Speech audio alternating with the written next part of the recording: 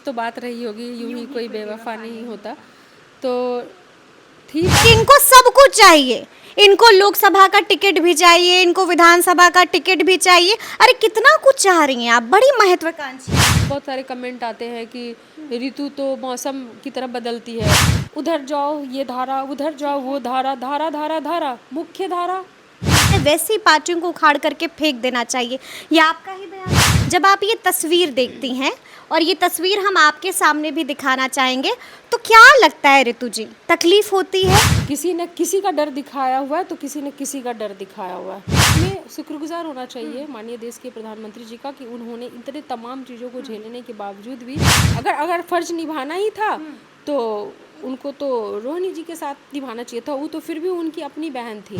सामने वाला आपको कॉल कर रहा है और क्या नहीं बोल रहा है, लेकिन फिर भी आपने अपना टेम्पर लूज नहीं किया। बीजेपी ने ऑपरेशन आनंद मोहन शुरू कर दिया है और जरिया कहा तो आपके बारे में ये भी जा रहा है कि आपने एक शर्त रख दी है बीजेपी के सामने।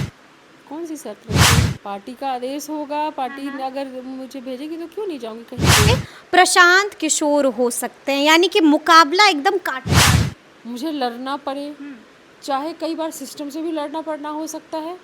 नमस्कार, हमारा नाम है समरीन और आपने देखना शुरू कर दिया है खबर अनफिल्टर्ड। देखिए, कहा जाता है कि राजनीति में कुछ भी परमानेंट नहीं होता है, ना ही यहाँ पर परमानेंट दोस्त होते हैं और ना ही यहाँ पर परमानेंट दुश्मन होते हैं। आपने देखा है कि लालू प्रसाद यादव की शेरनी कहे जाने वाली ऋतु जायसवाल ने अब अपने हाथों में बीजेपी का कमल थाम लिया है। लेकिन गुरु कहा तो ये भी जाता है कि कुछ तो मजबूरियां रही होंगी, यूं ही कोई बेवफा नहीं होता है।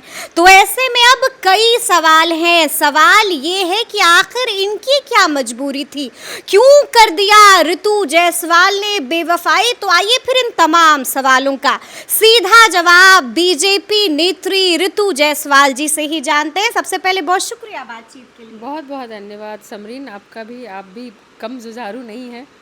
तो आप मेरी जो चंद पसंदीदा रिपोर्टर्स हैं उसमें से मैं एक हूँ। और नमस्कार, मैं हूँ समरीन। ये तो आज महिला सशक्तिकरण की एक मजबूत आवाज़ है। तो थैंक यू सो मच। क्या बात है, बहुत बहुत शुक्रिया आपका और बहुत बधाई आपको कि अब आप बीजेपी की हो गई हैं। क्या कहेंगी ऋतु जायसवाल?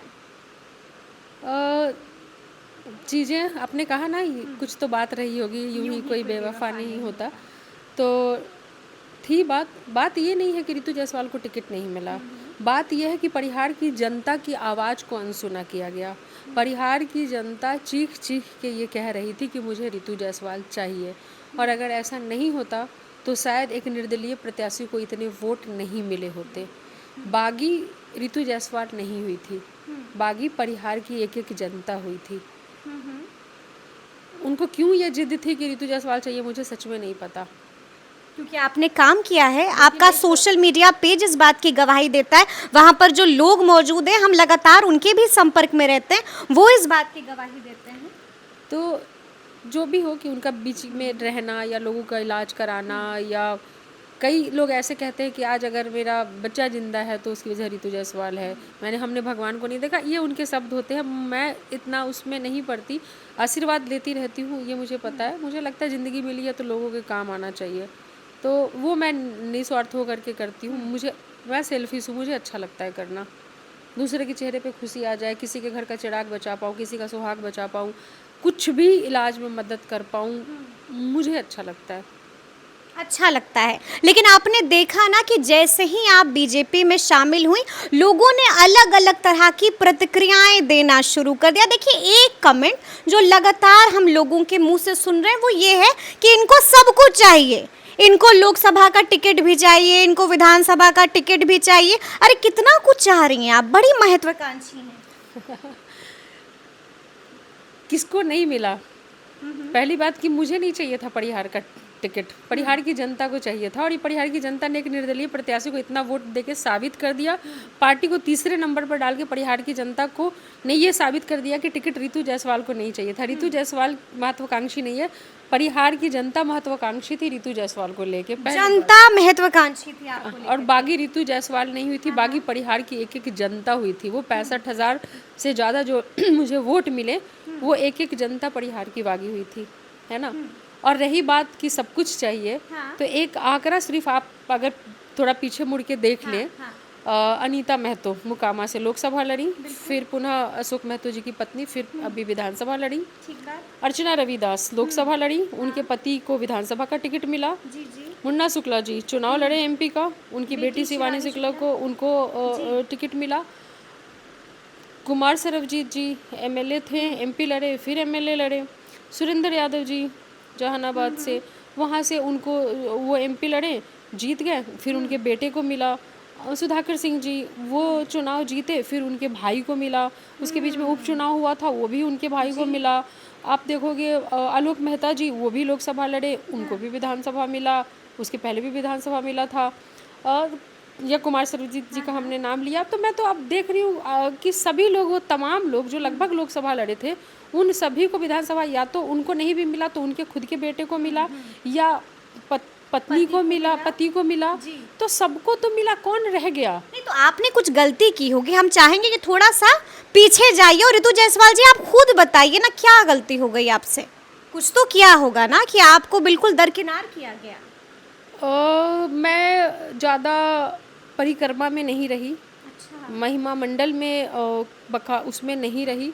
मैं क्षेत्र में पूरे बिहार में घूम घूम के संगठन को मजबूत करने का काम किया। महिला विंग के प्रदेश अध्यक्ष की मुझे जो जिम्मेवारी मिली उसको मैंने बाखूबी पूरा करने का काम किया। उसका ये परिणाम था कि बापू सभागार, वो जहाँ 5,000 की क्षमता है वहाँ 5,500 से ज़्यादा महिलाएं पहुँची थी। 5,500 से महिलाएं बापू सभागार में 8 मार्च, पिछले 8 मार्च को पहुंची थी।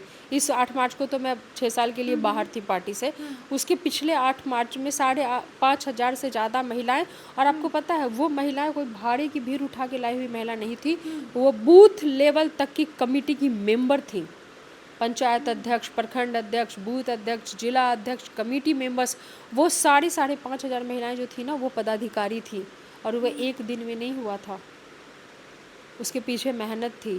तो मैं लगी हुई थी कि कैसे राष्ट्रीय जनता दल को मजबूत करूं, कैसे महिलाओं को राष्ट्रीय जनता दल से जोड़ूं कि ज़्यादा से ज़्यादा जो सीटें हैं वो हमें मिले, हम सीटों को जीतें। ये सब मेरी इच्छा थी, क्योंकि मैं उस पार्टी में थी तो मुझे लगता था कि नहीं, तेजस्वी जी मुख्यमंत्री बनने चाहिए, और मुझसे जो हो सकता है, पार्टी ने जो मुझे जिम्मेवारी दी है उसमें मैं कहीं से कोई कमी नहीं छोड़ूं। तो मैं अपना काम करने में लगी थी। मुझे इतना वक्त नहीं था, मुझे लगता था कि मेरे काम को जो देख रहे हैं, और काम ही लोगों को खुश करता है, तो मैं पूरी ईमानदारी और शिद्दत से काम कर रही थी। और मैं चाहती थी कि हाँ, मतलब तेजस्वी जी मुख्यमंत्री बने। राजद ने जो जिम्मेवारी दी है वहाँ संगठन इतना मजबूत हो कि लोगों को लगे कि भाई देखो इसको संगठन कहते हैं। क्योंकि भाजपा से एक चीज़ तो हमने सीखा है कि भाजपा का जो संगठन जो है ना, जो उनका जो ढांचा है वो बेमिसाल है। मुझे तो लगता है कि वो, मुझे IIM और इस सब में पढ़ाया जाना चाहिए कि संगठन मजबूत कैसे बनाते, ये सीखना चाहिए भाजपा से। ये बात मैं तब भी कह रही थी जब मैं भाजपा में नहीं थी, तब भी आप ये बातें कह रही थी। कभी कहा आपने तेजस्वी के सामने ये कई बार मैंने कहा है कि उनसे सीखने की ज़रूरत है भाजपा से ये चीज़ें। मैंने हर जगह खुले मन से, मैंने राजद के मंच से बीजेपी के संगठन की तारीफ़ की है कि संगठन होना चाहिए तो ऐसा होना चाहिए। ये आज की बात मैं नहीं कर रही हूँ कि आज मैं बीजेपी में आई हूँ, तो ये सही में सीखने की ज़रूरत थी कि किस तरीके से लोग वहाँ पर संगठन को बांध के रखते हैं, अनुशासन बना करके रखते हैं। कहीं पर एक टिकट किसी को मिला तो ऐसे नहीं होता कि चार लोग उसको तोड़ने में लग जाते हैं। आप राजद में देखोगे कि अगर एक को टिकट मिला तो 4 जो टिकट के महत्वाकांक्षी लोग वो पूरी शिद्दत से उसको हराने में लग क्या बात कर रही हैं, ऐसा होता है राजद तो कहीं ना कहीं देखिए, मैं राजद की कमियां नहीं गिना रही हूँ, लेकिन मुझे लगता है कि अगर राष्ट्रीय जनता दल इस चीज़ को एक्सेप्ट करे, तेजस्वी जी इस चीज़ को एक्सेप्ट करें और उसको वो दूर कर पाते हैं, तो निश्चित तौर पे हो सकता है कि अपने पिताजी की विरासत को मजबूती से आगे लेके जाएंगे। लेकिन जो लालू प्रसाद यादव जी में जो गुण थे कि जो दूर दराज से लोग आए हैं, गरीब गुरबा कार्यकर्ता, झोला लाटे थैला लटकाए, दूर से कुछ चना भुंजा बांधे, कुछ भी बड़े प्यार से लेते थे, खाते थे। लेकिन हमने देखा कि जब अगर तेजस्वी जी थे तो फिर वो लौट जाते थे बड़े निराशा होकर के, नहीं लौट जाते थे, नहीं मिल पाते थे मिल पाते थे। तो कहीं ना कहीं से ये एक बहुत बड़ी वजह रही कि पार्टी के कमज़ोर होने की, क्योंकि कार्यकर्ता रीढ़ की हड्डी होता है किसी संगठन का। अगर वो झुकेगा, वो टूटेगा, तो पार्टी कहाँ से मजबूत रह पाएगी, कहाँ से वो सीटें ला पाएंगी। तो ये छोटी छोटी चीज़ें मुझे लगता है कि वो ध्यान देने की ज़रूरत थी। लोग कहते हैं कि पार्टी ने प्रवक्ता बनाया, पार्टी ने महिला का अध्यक्ष बनाया, पार्टी ने टिकट दिया। मैंने जो पार्टी ने दिया उसके प्रति मैंने क्या ईमानदारी से भूमिका नहीं निभाई? क्या मैं प्रवक्ता थी तो क्या मैंने मजबूती से पार्टी की बातों को नहीं रखा? क्या मैं अध्यक्ष मुझे आपका दहाड़ना हमको आज भी याद है। ऐसे ही नहीं, आपको लालू जी की और तेजस्वी की शेरनी कहा जाता था, आपको याद है वो पल? मुझे ये लगता था कि जो भी जिम्मेवारी मुझे मिली है उसमें मैं अपनी जान झोंक दूं, क्योंकि मुझे दिखता है ना, अगर मुझे कोई टास्क दे दो तो मुझे लगता है कि बस ये पूरा करना ही मेरा आखिरी वो है। हमने आपको सड़कों पर चीखते देखा है, हमने आपको सड़कों पर चिल्लाते देखा है, ना आपने धूप देखी ना आपने बारिश देखी, खूब गजब चिल्लाती थी आप लालू जी और तेजस्वी के लिए। बिल्कुल हकीकत है, सबने देखा है। हाँ हाँ। और लोग कहते हैं ना कि अभी बहुत सारे कमेंट आते हैं कि ऋतु तो मौसम की तरह बदलती है। मैं उनको ये कहना चाहती हूँ ना कि अगर मौसम नहीं बदलेगा ना तो किसान के खेत सूख जाएंगे। अगर पानी की बूंदें अगर खेतों पे ज़मीन पे नहीं गिरेंगी ना तो बदलना नियति है। आपको लोगों की खुशी के लिए बदलना पड़ता है। भूमि हरियाली आए उसके लिए बारिश की बूंदें आएंगी, कभी बसंत आएगा, कभी ग्रीष्म ऋतु आएंगे, कभी शरद ऋतु आएगा। ये बदलाव जो है वो पृथ्वी का की एक सच्चाई, एक नियम है। अगर उसको तो ऋतु अगर आप कहते हो ना कि ये बदल गई तो ये बदलाव अच्छा है, क्योंकि कहीं ना कहीं ये मैंने जनता के हित के लिए निर्णय लिया होगा। आज अगर मैं बीजेपी में गई हूँ तो वो जनता के हित के लिए लिया गया निर्णय है। जनता के हित के लिए कैसे लिया गया निर्णय है? देखिए, अगर आप अभी मैंने एक चीज़ देखा, जब मैं निर्दलीय चुनाव लड़ी तो जैसे नॉर्मली माना जाता है ना, दो विचारधाराएं हैं, है ना, लेफ्ट और राइट विंग, ऐसे माना जाता है कि दो विचारधाराएं हैं। जब मैं निर्दलीय चुनाव लड़ी तो मुझे दोनों ही विचारधाराओं के जो दो थे लोगों ने मुझे अपनाया और वोट दिया। और मैं सबके साथ जुड़ करके मैंने महसूस किया कि सबकी समस्या तो एक ही है और सब लोग तो एक ही लड़ाई लड़ रहे हैं। और जो लड़ाई सब लड़ना चाहते हैं, मतलब जो जो जो समस्या है वही तो, उसके बारे में तो सबसे ज़्यादा मजबूती से देश के प्रधानमंत्री जी सोच रहे हैं। अगर ऐसा नहीं होता जी। तो आप आयुष्मान की बात कर लो। बिल्कुल बिल्कुल। होता ये था कि अगर किसी को ना कैंसर हो गया, गरीब आदमी जिसके पास नहीं पता कि वो शाम का भोजन उसके घर में कैसे बनेगा, उसको अगर कैंसर हो गया तो वो पूरा परिवार मृत्यु का दिन गिनना उसी दिन से शुरू करता था कि कब जाने कब जिंदगी की शाम हो जाए। कैंसर के बारे में कहा जाता है कि मौत तक लेके जाती है, तो वो मान लेते थे कि अब हमारा बस आखिरी दिन गिनना शुरू कर देना। उस दिन से वो मौत की गिनती के दिन शुरू कर देते थे।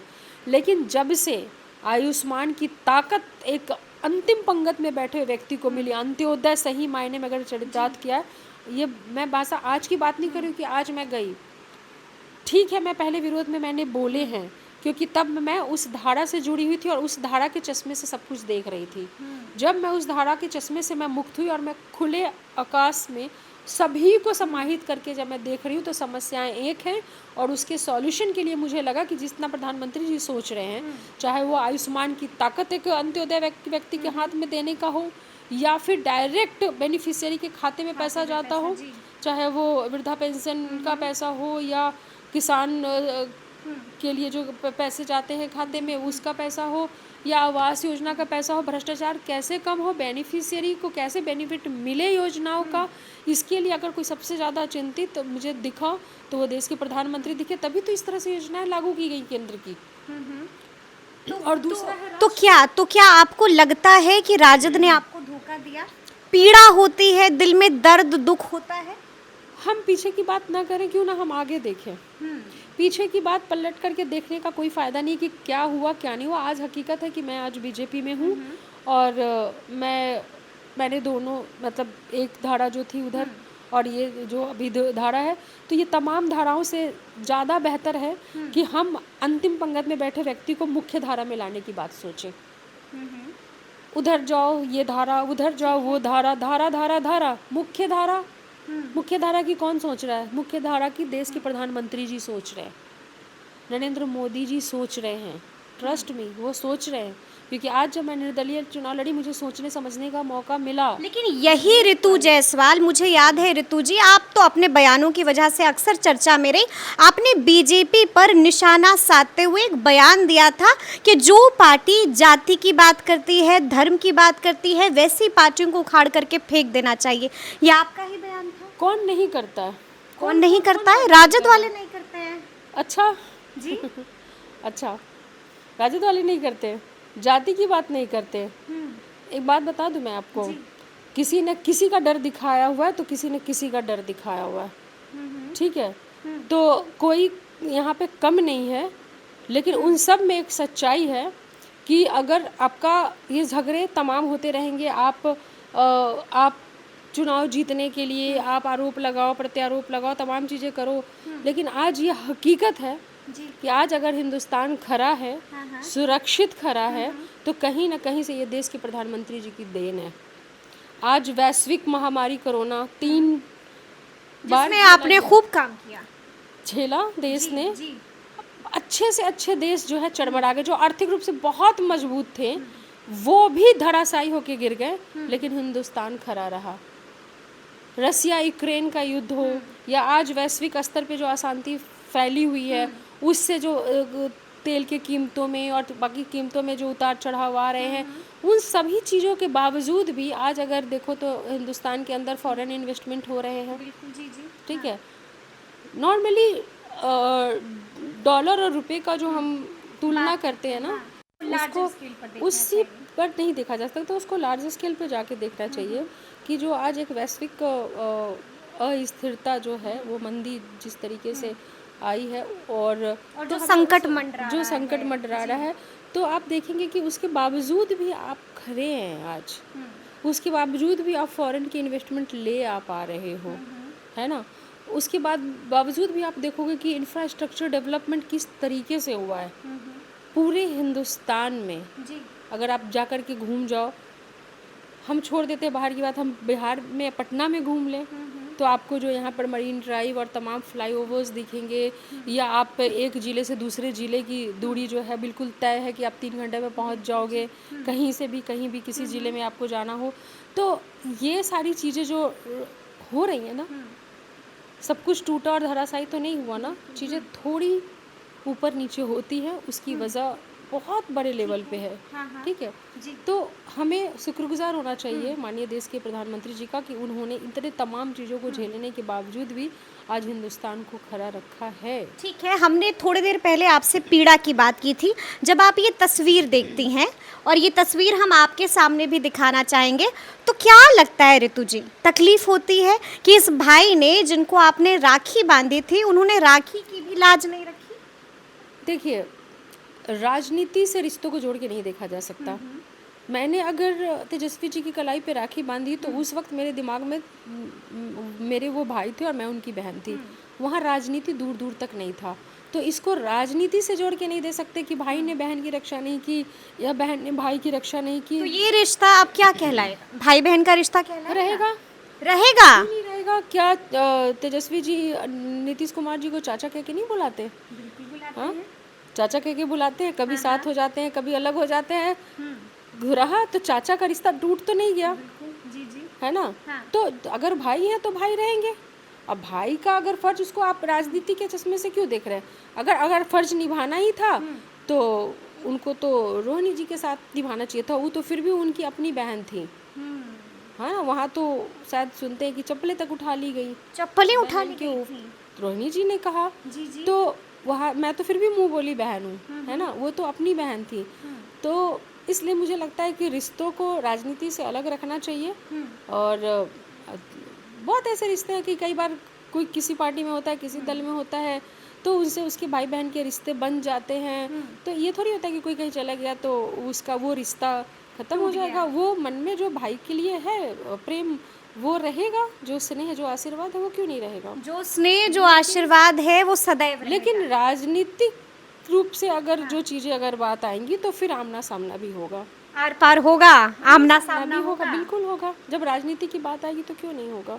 तो क्यों नहीं होगा। जैसा कि मैंने शुरू में भी बताया कि आपकी कई तस्वीरें वायरल हैं, कई ऑडियो कॉल्स भी वायरल हो रहे हैं आपके। हमने देखा कि सामने वाला आपको कॉल कर रहा है और क्या नहीं बोल रहा है, लेकिन फिर भी आपने अपना टेम्पर लूज नहीं किया। क्या क्या बोला गया था, माने वो लोग कि नहीं माने ऋतु जी? देखिए वो सब लोग मेरे अपने हैं, है ना, और उन्हें ऐसा लग रहा है कि मैं बदल जाऊंगी।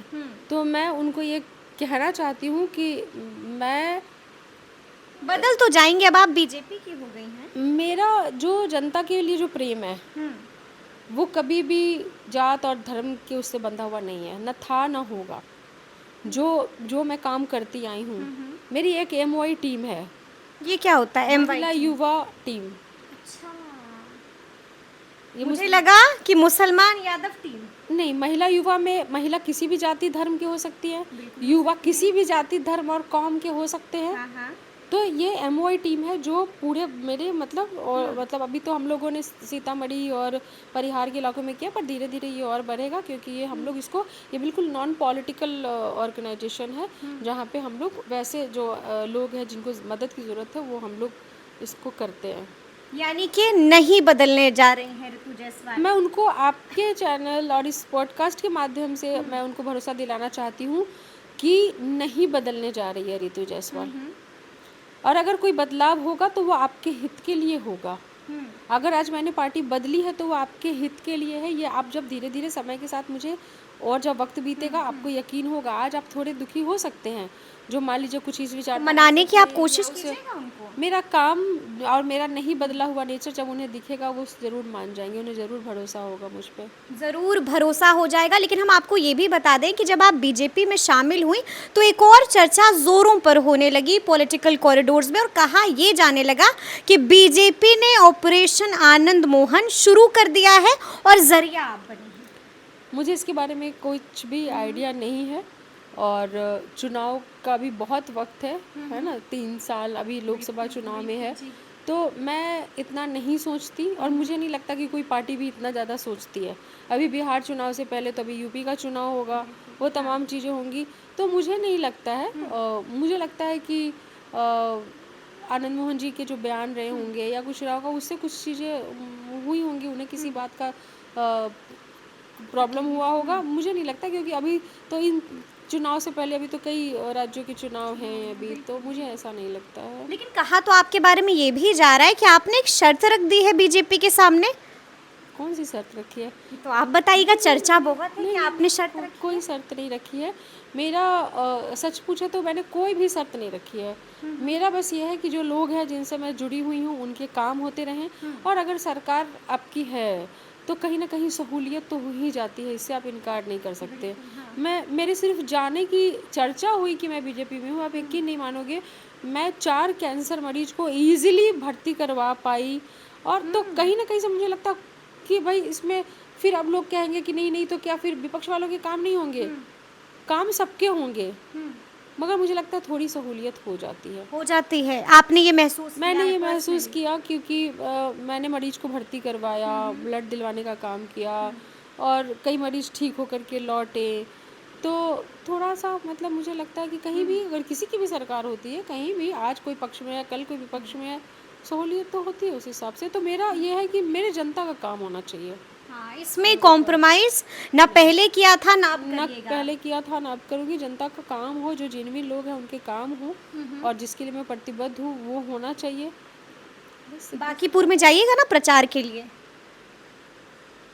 पार्टी का आदेश होगा, पार्टी अगर मुझे भेजेगी तो क्यों नहीं जाऊंगी, कहीं भी जहाँ भी चुनाव होगा वहाँ जाऊंगी प्रचार के लिए। क्या लगता है पार्टी इस बार किसको खड़ा कर रही है बांकीपुर से? इतना तो मैं नहीं बता सकती, मुझे पता भी नहीं है, मैंने तो आज पार्टी ज्वाइन किया है, तो मुझे तो इसकी जानकारी नहीं कि किसको पार्टी खड़ी करेगी और क्या है, मुझे नहीं पता। लेकिन हाँ, पार्टी जो जिम्मेवारी देगी कि भाई आपको जिताना है या जाना है पार्टी के जो कैंडिडेट होंगे तो क्यों नहीं जाऊंगी, लेकिन जरूर आपको मालूम है ना, कहा यह भी जा रहा है कि सामने से प्रशांत किशोर हो सकते हैं, यानी कि मुकाबला एकदम कांटेदार होगा। मतलब कि किधर से होंगे, महागठबंधन से होंगे? नहीं, जनसुराज से। अच्छा, जनसुरा तो महागठबंधन के प्रत्याशी कोई और होंगे।